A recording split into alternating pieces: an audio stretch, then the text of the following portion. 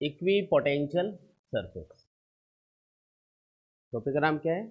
Equipotential surface. नाम से कुछ आइडिया लगा क्या चीज़ हो सकती है ये? इक्वल पोटेंशियल वाली सरफेस। ऐसी कोई भी सरफेस जिसके ऊपर पोटेंशियल, इलेक्ट्रोस्टैटिक पोटेंशियल की वैल्यू सेम होती है, उसको हम क्या बोलेंगे? इक्विपोटेंशियल सरफेस बोलेंगे। जैसे कोई भी कंडक्टर है, उसको अगर आपने इलेक्ट्रिकली चार्ज कर रखा है तो उसकी पूरी सरफेस के ऊपर पोटेंशियल हर जगह पे बराबर होगा। तो एक कंडक्टर की जो पूरी की पूरी सरफेस होती है वो क्या होती है? एक इक्विपोटेंशियल सरफेस होती है। या फिर अगर किसी भी चार्ज के चारों तरफ अगर हम ऑब्जर्व करें, जैसे मान लो ये कोई चार्ज है, इसके चारों तरफ जो पोटेंशियल होगा उसके लिए फॉर्मूला यूज़ करेंगे V इक्वल्स टू के क्यू बाई आर। ये मान लो क्यू चार्ज है तो इसके चारों तरफ आर डिस्टेंस पे जो पोटेंशियल होगा उसका फॉर्मूला क्या होगा? के क्यू बाई आर। कैलकुलेट किया था हमने पिछली क्लास में। तो अगर मैं इस चार्ज से बराबर डिस्टेंस पे चारों तरफ कुछ पॉइंट्स लेता हूँ, है ना, और उन सारे पॉइंट्स को मिलाता हूँ तो एक स्फेयर बन जाएगा। ये जो स्फेयर है इसकी पूरी की पूरी सरफेस पे पोटेंशियल की वैल्यू क्या रहेगी? सेम। क्योंकि चार्ज से इक्वल डिस्टेंस पे चारों तरफ ये सरफेस है, तो सरफेस का हर एक पॉइंट जो होगा उसके ऊपर पोटेंशियल क्या होगा? सेम रहेगा। ऐसे ही अगर मैं इसको चार्ज को सेंटर मानते हुए एक और स्फेयर ड्रॉ कर दूं तो ये स्फेयर भी क्या होगा? एक इक्विपोटेंशियल सरफेस होगा। तो इक्विपोटेंशियल सरफेस रियल में भी हो सकती है और इमेजिनरी भी हो सकती है। रियल में जैसे जैसे एक कंडक्टर को, एक मेटल बॉडी को चार्ज किया तो उसकी पूरी सरफेस पे जो पोटेंशियल है वो क्या है? सेम है। तो एक रियल में इक्विपोटेंशियल सरफेस होगी। लेकिन यहाँ पे चार्ज के चारों तरफ कोई स्फेयर आपको नहीं दिखेगा, लेकिन जो स्फेयर ऐसे इमेजिन किया हमने, उस स्फेयर की सरफेस के ऊपर, उसके हर एक पॉइंट के ऊपर पोटेंशियल क्या रहेगा? सेम। तो ये इमेजिनरी एक तरह से इक्विपोटेंशियल सरफेस होगी। तो इक्विपोटेंशियल सरफेस का मतलब सिर्फ इतना सा है, ऐसी कोई भी सरफेस जिसका पोटेंशियल हर जगह सेम होता हो उसको इक्विपोटेंशियल सरफेस बोलेंगे। रियल भी हो सकती है, जैसे कंडक्टर के केस में ये रियल होगी। और चार्ज के चारों तरफ अगर आर डिस्टेंस पे अगर हम एक चेक करें हर एक पॉइंट पे तो पोटेंशियल सेम रहेगा। या हम ऐसा बोल सकते हैं, चार्ज को सेंटर मानते हुए अगर हम एक स्फेयर ड्रॉ करेंगे तो उस स्फेयर के हर एक पॉइंट के ऊपर पोटेंशियल की वैल्यू क्या रहेगी? सेम रहेगी। तो उसे हम क्या बोलेंगे? इक्विपोटेंशियल सरफेस बोलेंगे। ये जो इक्विपोटेंशियल सरफेस होती है इसकी कुछ प्रॉपर्टीज होती हैं। पहली प्रॉपर्टी तो आपको समझ में आ गई होगी कि इसके हर एक पॉइंट पे पोटेंशियल क्या होगा? सेम होगा। अब दूसरी प्रॉपर्टी क्या है? अलग से अगर आपको पूछा जाए कि इक्विपोटेंशियल सरफेस की आपको एक या दो प्रॉपर्टी बताओ, तो अब मैं जो आपको बताऊंगा वो प्रॉपर्टीज आपको लिखनी है। ये तो एक डेफिनेशन होगी एक तरह से कि इक्विपोटेंशियल सरफेस वो सरफेस है जिसके हर एक पॉइंट पे पोटेंशियल की वैल्यू सेम है, उसको हमको इक्विपोटेंशियल सरफेस बोलना है। तो पहली जो प्रॉपर्टी है वो ये है कि इक्विपोटेंशियल सरफेस के ऊपर किसी भी चार्ज को मूव करने के लिए जो वर्क डन होगा वो हमेशा जीरो आएगा। जैसे मान लो ये इक्विपोटेंशियल सरफेस है, इसको प्रूव करके देखेंगे। कौन सी सरफेस है ये? इक्विपोटेंशियल सरफेस है, यानी कि इसके हर एक पॉइंट के ऊपर पोटेंशियल सेम होगा। इसको हमने इक्विपोटेंशियल सरफेस बोला। तो ये कोई पॉइंट ए है, ये कोई पॉइंट बी है, इन दोनों का पोटेंशियल क्या रहेगा? Same. V A equals to क्या लिखेंगे? We B. इक्विपोटेंशियल सरफेस है इसलिए इसके हर एक पॉइंट पर पोटेंशियल बराबर होगा। अब मेरे पास एक क्यू चार्ज है, उसको अगर मैं ए से बी की तरफ लेके जाता हूँ तो इसके लिए मुझे वर्क करना पड़ेगा डब्ल्यू ए बी। वो जीरो आएगा, है ना। जीरो कैसे आएगा? तो इसको प्रूव करके देख लो। हमने एक फॉर्मूला पढ़ा था पोटेंशियल और वर्क के अंदर, V B minus V A equals to क्या था? W A B upon Q, work done per unit charge is equals to potential difference between the point. तो यहाँ पे वी और वी बी क्या है? बराबर है, इसलिए W A B upon Q क्या आएगा? जीरो आएगा। यानी डब्ल्यू ए बी क्या आ गया? जीरो आ गया। तो इससे क्या प्रूव हुआ कि इक्विपोटेंशियल सरफेस पे अगर आप किसी भी चार्ज को मूव करोगे तो उसके लिए वर्क डन हमेशा जीरो होगा। सिंपल सा एक केस है। तो ये वाली जो प्रॉपर्टी है ये कई बार एग्जाम में पूछ भी जाती है, इंपॉर्टेंट प्रॉपर्टी है। अब देखो इक्विपोटेंशियल सरफेस की जो नेक्स्ट प्रॉपर्टी है वो ये है कि जो इलेक्ट्रिक फील्ड की डायरेक्शन होती है वो हमेशा इक्विपोटेंशियल सरफेस के परपेंडिकुलर होती है। इक्विपोटेंशियल सरफेस की नेक्स्ट प्रॉपर्टी क्या है? जो इलेक्ट्रिक फील्ड होगा वो हमेशा इक्विपोटेंशियल सरफेस के परपेंडिकुलर होगा। इसको भी प्रूव करके देखेंगे। तो वापस से अपन एक इक्विपोटेंशियल सरफेस यहाँ पे कंसिडर कर ली और हमको पता है कि अगर इस पर किसी भी चार्ज को एक पॉइंट से दूसरे पॉइंट की तरफ मूव किया जाएगा तो उसके लिए जो वर्क डन होगा वो हमेशा क्या आएगा? जीरो आएगा। मान लो मैं 1 कूलम चार्ज को ए पॉइंट से बी पॉइंट की तरफ लेके जा रहा हूँ तो वर्क डन कितना होगा? जीरो। कोई भी चार्ज हो, चाहे 1 कूलम हो, 10 कूलम हो, क्यू चार्ज हो, कितना भी हो, एक पॉइंट से दूसरे पॉइंट तक चार्ज को मूव करोगे तो वर्क डन क्या होगा? जीरो होगा। ठीक है। अब वर्क का एक और फॉर्मूला होता है फोर्स इनटू डिस्प्लेसमेंट। मान लो चार्ज को जब यहाँ पे आपने रखा होगा तो इसके ऊपर फोर्स लगा F इक्वल्स टू, फॉर्मूला क्या होता है फोर्स का, इलेक्ट्रोस्टैटिक फोर्स का, F equals to Q into E. जब भी किसी क्यू चार्ज को इलेक्ट्रिक फील्ड ई में रखा जाता है तो उसके ऊपर इलेक्ट्रोस्टैटिक फोर्स लगता है F equals to Q into ई।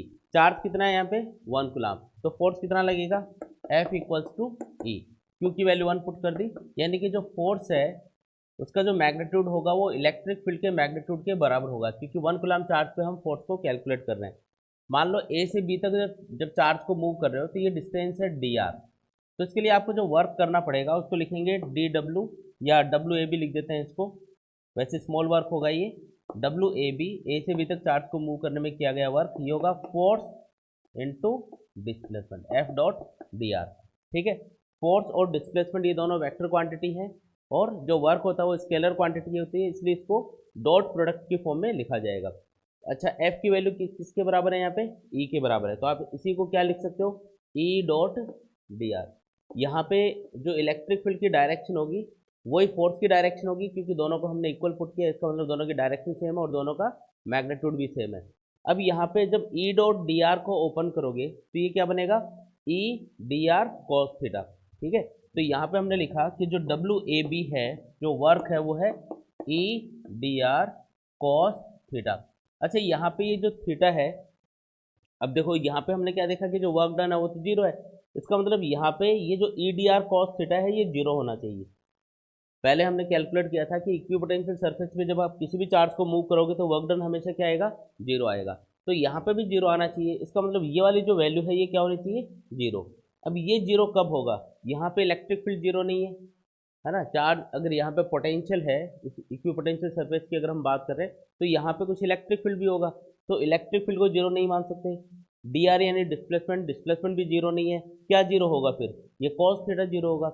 और कॉस थीटा कब जीरो होता है, जब थीटा 90 डिग्री होता है, यानी कि यहाँ से क्या प्रूव हुआ, E D R cos theta ये जीरो होगा, है ना। इक्वेशन ये जो मतलब यहाँ से अपन ने सीखा उसी को हमने पुट किया है, और इससे हमने क्या सीखा कि जो कॉस थीटा है वो जीरो होना चाहिए, और ये तब जीरो होगा जब थीटा 90 डिग्री होगा।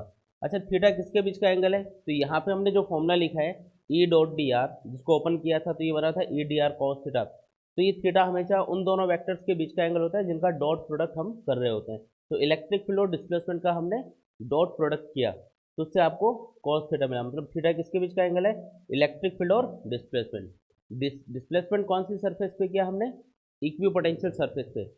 तो यहाँ से क्या चीज़ प्रूव हो रही है कि जो थीटा है ये 90 डिग्री है, मतलब डिस्प्लेसमेंट और इलेक्ट्रिक फील्ड परपेंडिकुलर है, यानी कि जिस सरफेस पे आप चार्ज को मूव कर रहे हो इलेक्ट्रिक फील्ड हमेशा उसके परपेंडिकुलर होगा, क्योंकि डिस्प्लेसमेंट आपने किसमें किया, इक्विपोटेंशियल सरफेस पे किया, तो इलेक्ट्रिक फील्ड हमेशा उस इक्विपोटेंशियल सरफेस के परपेंडिकुलर होगा, उस डिस्प्लेसमेंट के परपेंडिकुलर होगा। तो क्या प्रूव हुआ कि इलेक्ट्रिक फील्ड की डायरेक्शन हमेशा इक्विपोटेंशियल सरफेस के परपेंडिकुलर होती है। इस तरीके से उसको प्रूव कर सकते हो आप। ठीक है, यहाँ पे हमने ये प्रूव किया कि जो इलेक्ट्रिक फील्ड है वो हमेशा इक्विपोटेंशियल सरफेस के परपेंडिकुलर होगा। ये दो प्रॉपर्टीज आपको मोस्टली पूछी जाती हैं एग्जाम्स में। अब मैं आपको कुछ डायग्राम बताऊंगा जो डिफरेंट टाइप के चार्जेस के कॉन्फ़िगरेशंस के लिए हमको याद रखना है कि इक्विपोटेंशियल सरफेस किस टाइप की होगी। अब जैसे मान लो कोई पॉइंट चार्ज आपको गिवन है, कैसे चार्ज गिवन है, पॉइंट चार्ज। पॉइंट चार्ज का मतलब है एक पॉइंट पे हमने चार्ज को रखा हुआ है, जैसे ये कोई पॉइंट चार्ज है और इसके लिए आपको इक्विपोटेंशियल सरफेस ड्रॉ करनी है। तो चार्ज से इक्वल डिस्टेंस पे जितने भी पॉइंट्स होंगे सब पे पोटेंशियल बराबर होगा, और इक्वल डिस्टेंस पे जितने भी पॉइंट्स हैं उन सबको मिलाओगे तो चार्ज के चारों तरफ क्या बन जाएगा, एक स्फेयर बन जाएगा। इस स्फेयर की पूरी सरफेस के ऊपर पोटेंशियल सेम होगा। ऐसे ही आप एक और स्फेयर ड्रॉ कर सकते हो, ये भी इक्विपोटेंशियल सरफेस है, और जितने भी स्फेयर आप ड्रॉ करोगे हर एक क्या होगा, एक इक्विपोटेंशियल सरफेस होगा। तो ये पॉइंट चार्ज के लिए इक्विपोटेंशियल सरफेस हो गई। अगर नेगेटिव चार्ज होता तो भी सरफेस यही बनते हैं, मतलब पॉइंट चार्ज के लिए ये वाला डायग्राम ही बनाना है। अब इसमें इलेक्ट्रिक फील्ड को भी अगर साथ में ड्रॉ करोगे तो इलेक्ट्रिक फील्ड की डायरेक्शन क्या होती है, हमेशा पॉजिटिव चार्ज के लिए क्या होती है, आउटवर्ड। तो यहाँ पे जो इलेक्ट्रिक फील्ड है वो इस तरीके से आउटवर्ड डायरेक्शन में होगा।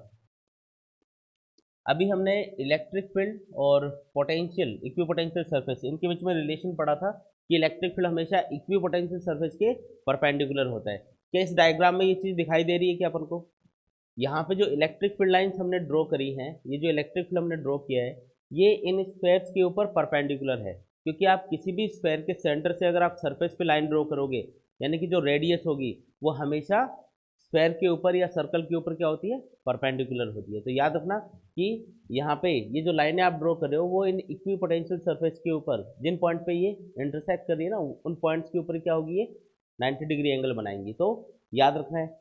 अब ये जो पहले हमने इलेक्ट्रिक फील्ड के बारे में पढ़ा था, अब हमने इक्वी पोटेंशियल सरफेस के बारे में पढ़ा, दोनों का डायग्राम मिक्स किया, तो हमको जो सेकंड प्रॉपर्टी है वो यहाँ पे प्रूव हो रही है, मतलब वो भी हमको समझ में आ रहा है कि इलेक्ट्रिक फील्ड हमेशा इक्वी पोटेंशियल सरफेस के परपेंडिकुलर ही होता है। अच्छा, अगर आपको दो चार्ज दे रखे हो, ये पॉजिटिव चार्ज है और दूसरा भी पॉजिटिव चार्ज है, तो पॉजिटिव पॉजिटिव चार्जेस के बीच में क्या होता है, हमेशा रिपल्शन होता है। तो जो इक्वी पोटेंशियल सरफेस इनके बीच में ड्रॉ करोगे, उनके बीच में भी आपको रिपल्शन दिखाई देगा, मतलब आपको लगेगा कि ये जैसे रिपेल हो रहे हैं। आपको इनकी जो इक्वी पोटेंशियल सरफेस है वो कुछ इस टाइप की ड्रॉ करनी है, जैसे क्या नजर आए, रिपल्शन नजर आए। देखो दोनों चार्ज सेंटर से दूर चले गए, इन दोनों स्फेयर्स के सेंटर पे ये चार्ज नहीं है, सेंटर से क्या है, दूर है, इसका मतलब इनके बीच में क्या होगा, रिपल्शन। अगर ये नेगेटिव नेगेटिव चार्ज होते तो भी यही डायग्राम बनता है ना।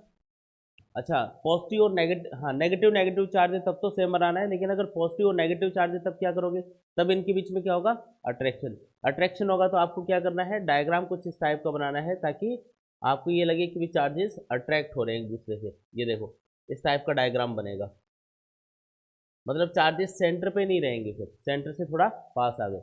अब इलेक्ट्रिक फील्ड लाइंस को भी अगर साथ में ड्रॉ करें, तो देखो पॉजिटिव पॉजिटिव चार्ज के बीच में रिपल्शन होता है, तो जो इलेक्ट्रिक फील्ड लाइंस होती हैं वो भी जब पॉजिटिव पॉजिटिव चार्ज के बीच में आप ड्रॉ करते हो तो वो रिपल्शन को रिप्रेजेंट करती हैं। तो देखो कुछ इस टाइप का सा डायग्राम बनेगा, जो ये शो करेगा कि ये जो इलेक्ट्रिक फील्ड लाइंस है ये एक दूसरे से रिपेल हो रही है, ये इनका डायग्राम बनता है। ये इलेक्ट्रिक फील्ड लाइंस का डायग्राम है, ठीक है। इसका डायग्राम बनाया अपन ने इलेक्ट्रिक फील्ड लाइंस का, और साथ में इक्वी पोटेंशियल सरफेस का। अगर सिर्फ इक्वी पोटेंशियल सरफेस का पूछे तब तो ये जो स्फेयर ड्रॉ किए हैं ये वाला डायग्राम बनाना है, अगर इलेक्ट्रिक फील्ड लाइंस भी पूछे तो साथ में ये वाला भी बना देंगे। अच्छा, पॉजिटिव और नेगेटिव चार्ज के बीच में क्या होगा, हमेशा अट्रैक्शन होगा। अट्रैक्शन होगा तो पॉजिटिव से नेगेटिव की तरफ इलेक्ट्रिक फील्ड लाइंस ड्रॉ करेंगे, पॉजिटिव से नेगेटिव की तरफ जा रही है इलेक्ट्रिक फील्ड लाइंस, अट्रैक्ट हो गए, इस तरीके का डायग्राम बनता है, ठीक है। तो ये डायग्राम ये रिप्रेजेंट करेगा कि इन चार्जेस के बीच में क्या है, अट्रैक्शन है, क्योंकि इलेक्ट्रिक फील्ड लाइन देखो पॉजिटिव से अट्रैक्ट होके, मतलब पॉजिटिव से चली और अट्रैक्ट होके नेगेटिव की तरफ चलेगी, इसका मतलब इन चार्जेस के बीच में क्या है, अट्रैक्शन। तो ये डायग्राम हमको ड्रॉ करने हैं, ठीक है। ये मान लो कोई यूनिफॉर्म इलेक्ट्रिक फील्ड है, तो इसके लिए इक्विपोटेंशियल सरफेस आप ड्रॉ करके बताओ। तो इक्विपोटेंशियल सरफेस और इलेक्ट्रिक फील्ड में क्या रिलेशन होता है, दोनों एक दूसरे के परपेंडिकुलर होते हैं। तो आपको क्या करना है, इन लाइनों के परपेंडिकुलर आपको प्लेन ड्रॉ करने हैं, और उन प्लेन्स के बीच में डिस्टेंस क्या रहेगी, बराबर रहेगी। मतलब ये जितने भी आप प्लेन ड्रॉ करोगे, जैसे यहाँ पे ड्रॉ कर देते हैं, ये जितने भी प्लेन्स रहेंगे इन सब के बीच में डिस्टेंस क्या रखनी है, आपको इक्वल रखनी है। अगर इक्वल डिस्टेंस है तो इसका मतलब इक्विपोटेंशियल सरफेस के बीच की डिस्टेंस अगर कांस्टेंट होती है तो इसका मतलब एक यूनिफॉर्म इलेक्ट्रिक फील्ड के लिए आपने ये डायग्राम ड्रॉ किया है, ठीक है। इलेक्ट्रिक फील्ड कैसा है यहाँ पे, यूनिफॉर्म। यूनिफॉर्म मतलब हर जगह बराबर, यहाँ पे जितना इलेक्ट्रिक फील्ड होगा उतना ही यहाँ पे होगा, उतना ही यहाँ पे होगा, हर जगह बराबर है।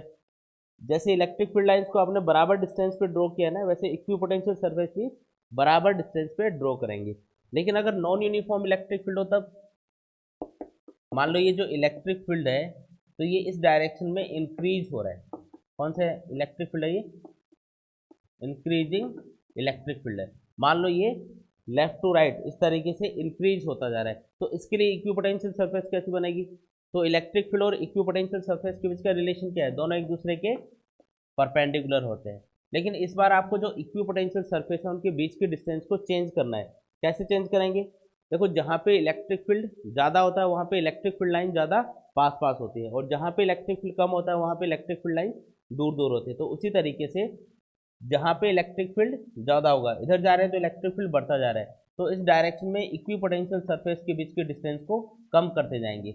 कम करने का मतलब होगा कि इस डायरेक्शन में इलेक्ट्रिक फील्ड इंक्रीज हो रहा है ना। इसका रीजन प्रॉपरली आपको इलेक्ट्रिक फील्ड और पोटेंशियल का एक रिलेशन अपन पढ़ेंगे, उसमें समझ में आएगा कि डिस्टेंस कम क्यों की या ऐसे क्यों ड्रॉ कर रहे हैं। बाकी एक बार आप याद कर लो कि जिस डायरेक्शन में इलेक्ट्रिक फील्ड इंक्रीज होगा उस डायरेक्शन में इक्वी पोटेंशियल सर्फेसेस के बीच की डिस्टेंस कम होती जाएगी, है ना। जितना ज़्यादा इलेक्ट्रिक फील्ड होगा उतना कम डिस्टेंस आपको ड्रॉ करनी है। अगर इलेक्ट्रिक फील्ड हर जगह बराबर है तब तो ये वाला डायग्राम बनेगा जिसमें डिस्टेंस क्या रखनी है, बराबर। लेकिन अगर इंक्रीज हो रहा है तो क्या करोगे, डिस्टेंस को कम करते जाओगे। अगर इधर से इधर इंक्रीज हो, मान लो राइट टू लेफ्ट इंक्रीज हो रहा है, तो इधर ज़्यादा डिस्टेंस होगी, फिर कम होती जाएगी, कम होती जाएगी, और इस तरीके से कम करते हुए आपको डायग्राम बनाना है। समझ में आया क्या? तो ये डायग्राम आपको कई बार एग्जाम में पूछ लेते हैं,